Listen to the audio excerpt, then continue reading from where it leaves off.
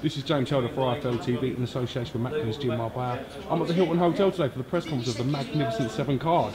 With me I've got Box Nation's very own Steve Lillis. What's happening, Steve? Talking to you, James, again. I'm not a prima donna when it comes to iFilm TV. I'm a complete prima donna. I refuse to talk with that rogue Cassius, mate. You're the only one I deal with. I appreciate that, mate. Do you know what I've got to say? Credit where credit's due. You are half the man you once was. I was watching some of the old footage on Box Nation the other day, and I was thinking, who's that chubby fella? I know, my mates come up to me. They say that they watch me do a show with Bunsey, then they see me 4 hours later, and I've put on 4 stone in weight in 4 hours. Incredible. Do you feel a lot more healthier? A lot more, obviously, a lot more hungry? Yeah, my body's a temple. Yeah, I just train like a nutcase 6 days a week. Fair play, I've done about 3 stone. Just train all the time. I'm here in Liverpool for 3 days now. I'll be running and training every day, like a savage. Skinny you's a lot more confident. I've noticed this. Skinny you don't mess about. Let's talk about why we're here. The Magnificent 7 card. Some fantastic fights. A bit disappointing in terms for Paul Butler that he's not getting his shot at T-Tay. But again, some cracking fights. The likes of Derry Matthews versus Adam Dingsdale, Tom Stalker versus Jack Catterall. Again, fireworks. Talk to me a little bit about the card, Steve. Yeah, gutted for Paul Butler. Absolutely devastated. I was actually in the gym that day when he was told, and when the news come through that the fight was off, we were filming the interview. And we suddenly heard a load of noise in the background, and it was Arnie Farnell effing and jeffing, and we're thinking, oh, shut up, Arnie. And it was the news. The call had come from Paul's dad, who'd been contacted by Frank Warren, telling him that the fight was off.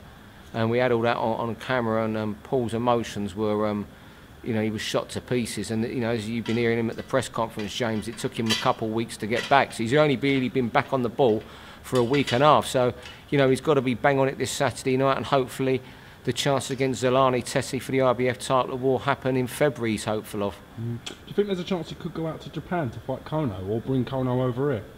Hey, I don't know. I think they've got a contract with Tete, so I presume that's where they get. That's the direction we're going. When I was speaking to Paul today, that's what he's hoping for. I mean, you never in boxing, you know, anything can happen. But I think they're looking at Tete over here in February, which is a really hard fight. Tete's a good fighter, but as I say, a lot of the build is Saturday night. It's fantastic. I'm really looking forward to Derry Matthews against Adam Dingsdale. Derry, a lot of pressure on Derry. He knows the next defeat's his last. Adam Dingsdale, he put that brilliant effort in against Stephen Ormond. That was about a year ago on a dinner show in London. Took that fight at 5 days' notice. He'd been on a music festival the week before. He was going to Thailand on holiday the next day, and he gave an incredible performance that night. And it was only down the home stretch where he faded, which is expected, having taken the fight at short notice. Week's notice he had on that. You know, yeah, a few days' notice, and then, you know, he's been waiting for another opportunity. I think he's had 2 wins since then, and he's got this chance this weekend. It's a massive opportunity for him against Derry Matthews to get amongst the elite of the British lightweight, shall we say.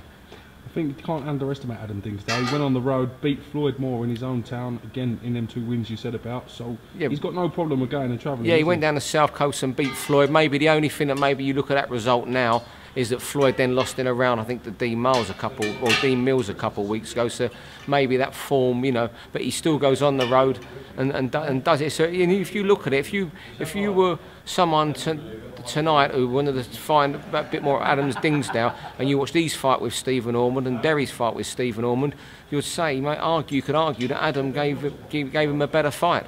100%. Does Frank Warren not like Thomas Stalker or Jack Catterall? Hey, you know what? I think the days of, you know, I think it's been said for a while now, the days of guys getting to 20-0 are over.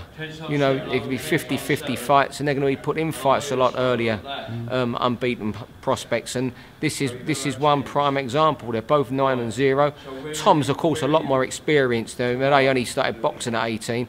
You know, for them, most of those his time boxing, for at least 10 of them, he was a world-class amateur, winning major titles all over the world. Absolutely top class, London 2012 captain, and this weekend is his biggest night since London 2012 against Jack Catterall. I think Catterall's a really good fighter, only 21, and you know, if it went wrong for Jack on Saturday night, he can still come again. He's still a baby. If Tom gets beat in his 10th pro fight at 30 years of age, there's more question marks for him. It's a fantastic fight, and I'm sure that's the one most people are looking forward to now more than any. Although my favourite is Matthews Dingsdale, because they are going to have a proper tear up for 36 minutes. That one's going to be class. Fair credit to the matchmakers of Frank Warren though. These are great, decent fights, and I said people want to see these kind of fights. You know? That's what people want, 50-50 fights, and that's what they're getting. You know, I'm not going to, you know, we're not going to sit here and say that Derry Matthews or Adam Dingsdale are going to go and beat Figueiredo for the WBC title or that. You know, they may well go on and fight for world titles.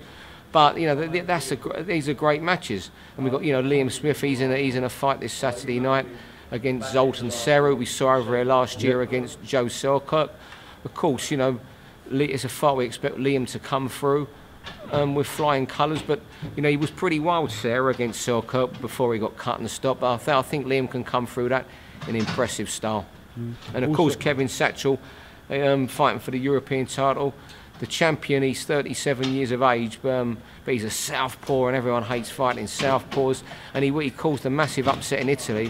Cesaro or someone, I think his name was, to win the title. And Cesaro, I think, he challenged for 3 world titles. So he's mixed in high company, and although he might be 37, he seems a fresh 37 for a flyweight. Took a lot of shots to the nose though, didn't he? He does, I tell you what. I remember when Chris Eubank used to box, when he had his eye badly damaged against Carl Thompson, he called it his badge of courage. I think the Russians know his badge of courage, James. Oh, definitely. Using it as a rangefinder, I think.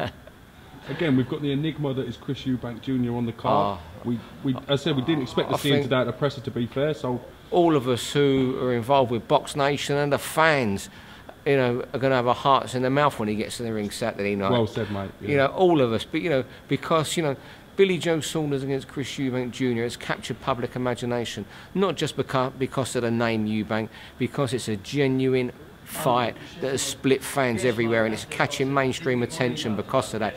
But when he gets in that ring Saturday night, I don't think any of us, fans, people involved with Box Nation, Frank Warren and his staff, anyone who loves boxing, isn't going to be relieved until they take the bandages off his hand and see there's no swollen knuckles or fingers. Can you imagine Billy Joe's response if he does hurt his hand after offering him 20 grand? I tell you what, I think if something did go wrong, I think you and your sparring partner, that Cassius dude, I think you'll be straight on the phone to Marbella and upload an interview within minutes. 100%. 100%. But no, I mean, I just hope that all goes well for Chris Eubank on Saturday night, and I mean, once that, we can, you know, on Monday morning start pressing on with the 29th for what's going to be another great night, and what's a brilliant November for British boxing. Agreed. Fantastic November coming up. I really am excited by the fights. Listen, Steve, I appreciate you giving me a bit of time answering my questions. So any time for you, but no Coogan. Helder only. Listen, if you do want to get rid of your fat people's clothes, Coogan will take them. Oh, Coogan, have you seen the size of him lately? Anything you got? He lost timber, and has he putting it back on again? You can reveal all. Listen, I think he's been like kind of training a bit quietly, doing a little bit here and there. And the last I saw, he was selling raspberries on a market stall in Hull. We'll keep him up there, I think. You can work on Tommy Cole's family business, mate. You do all this, and you can send him up there, mate. He can open up a fruit and veg stall up there to put the Coles out of business. I wouldn't put it past him. I really wouldn't. He's capable of anything, that guy. Listen, thanks, Steve. I appreciate it, mate, and I'll catch you again real soon.